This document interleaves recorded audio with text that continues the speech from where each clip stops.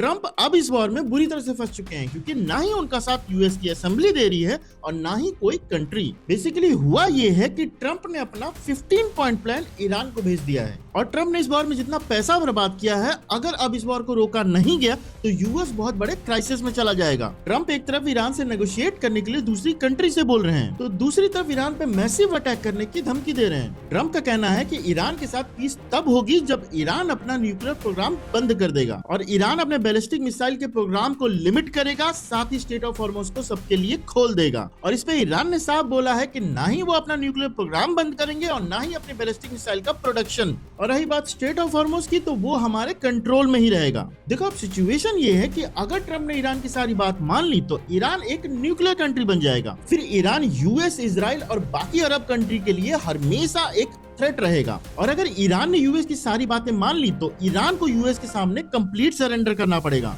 और ईरान का जो भी इस वॉर में इंफ्रास्ट्रक्चर डैमेज हुआ है, ईरान की इकोनॉमी को कम से कम 10 से 20 साल लगेंगे वापस बिल्ड करने के लिए। और ईरान जो अपनी डिफेंस कैपेबिलिटी की वजह से यूएस और इजराइल से मुकाबला कर पा रहा है, वो उस सरेंडर के बाद यूएस और इजराइल के सामने कभी स्टैंड नहीं हो पाएगा। तो बात अब ये है कि ट्रंप अपने टर्न पे इस वॉर का फैसला करना चाहते हैं और ईरान अपने टर्न पे। पर हमें यह जरूर पता है कि अगर अब इस वॉर का जल्दी फैसला नहीं किया गया तो हमारे साथ साथ बहुत सारी कंट्रीज की सिचुएशन खराब हो जाएगी।